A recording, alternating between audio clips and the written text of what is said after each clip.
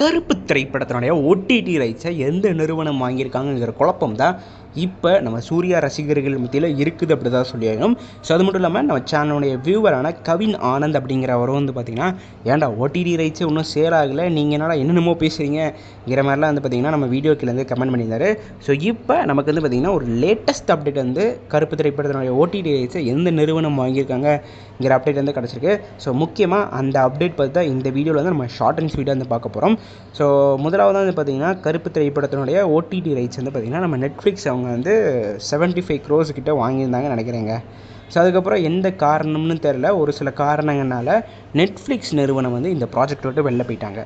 So அதுக்கப்புறமா இப்போ நமக்கு கிடச்சிருக்கிற லேட்டஸ்ட் அப்டேட் படி நம்ம கருப்பு திரைப்படத்தினுடைய ஓடிடி ரைட்ஸ் வந்து பார்த்திங்கன்னா அமேசான் பிரைம் வந்து அஃபீஷியலாக வாங்கியிருக்காங்க அப்படி தான் சொல்லி ஆகணும். ஸோ அதேமாதிரி நிறைய பேர் வந்து கேட்கலாம், ப்ரோ அஃபீஷியலாக வந்திருக்குன்னு சொல்கிறேன், ப்ரொடக்ஷன் டீம் ஏன் விட மாட்டேங்கிறாங்க அப்படின்னு வந்து நிறைய பேர் கேட்கலாம். கன்ஃபார்ம் வந்து பார்த்திங்கன்னா அப்கமிங் அப்டேட்டில் வந்து பார்த்திங்கன்னா நம்ம கருப்பு ப்ரொடக்ஷன் டீம் வந்து இந்த அப்டேட் வந்து சொல்கிறதுக்கான அதிக வாய்ப்புகள் வந்து இருக்குது.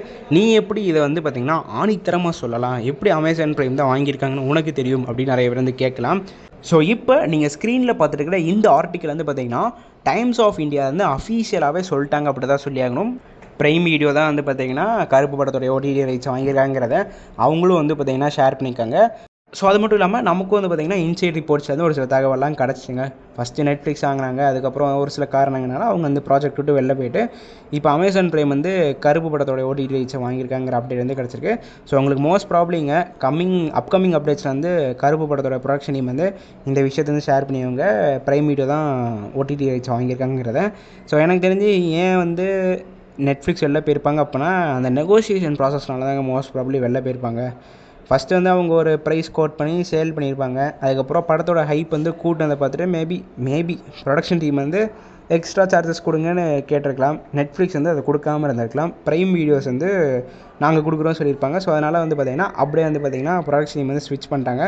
ஸோ ப்ரொடக்ஷன் டீம் பொறுத்தளவு எங்கே அதிக விலை கிடைக்குதோ அங்கே தாங்க போயிட்டு அவங்க ப்ராடக்ட் வந்து சேல் பண்ணுவாங்க. ஸோ அந்த காரணத்தினால அவங்க வந்து மேபி ஓடிடி ரைட்ஸ் வந்து ஸ்விட்ச் பண்ணியிருக்கிறாங்க, அதிக வாய்ப்புகள் வந்து இருக்குது. பட் ஃபஸ்ட்டு வந்து பார்த்திங்கன்னா நெட்ஃப்ளிக்ஸ் தான் வாங்கினாங்க. அதுக்கப்புறம் ஏதோ ஒரு சில காரணங்களால வந்து பார்த்திங்கன்னா ப்ரைம் வீடியோ வந்து மாற்றிட்டாங்க. பட் என்ன காரணங்கிறது தெரில. பட் இப்போ வரைக்கும் கருப்பு படத்தோடைய ஓடிடி ரைட்ஸ் ப்ரைம் வீடியோ தான் வாங்கியிருக்காங்க. இது அஃபீஷியலாக டைம்ஸ் ஆஃப் இந்தியாவில் ஷேர் பண்ணியிருக்காங்க அப்படி தான் சொல்லியாகணும். ஸோ இதை பற்றி வேறு எந்த குழப்பமும் சூர்யா ரசிகர்கள் பட வேண்டாங்கிறது என்னுடைய ஒரு கைண்ட் ரெக்வஸ்ட். கண்டிப்பாக அப்கமிங் அப்டேட்டில் வந்து ப்ரொடக்ஷனையுமே வந்து கிளாரிஃபை வந்து பண்ணிடுவாங்க.